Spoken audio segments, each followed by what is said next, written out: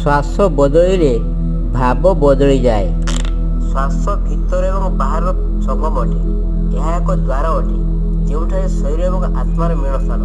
ମଣିଷ ଯେତେବେଳେ କ୍ରୋଧିତ ହୁଏ ଶ୍ୱାସ ବଦଳିଥାଏ। ଯେତେବେଳେ ଭୟଭୀତ ହୁଏ ସେତେବେଳେ ଶ୍ୱାସ ମଧ୍ୟ ଅନ୍ୟ ପ୍ରକାର ହୋଇଥାଏ। ଯେତେବେଳେ ପ୍ରେମରେ ରୁହ ସେତେବେଳେ ଶ୍ୱାସର ଗତି ବଦଳିଯାଏ।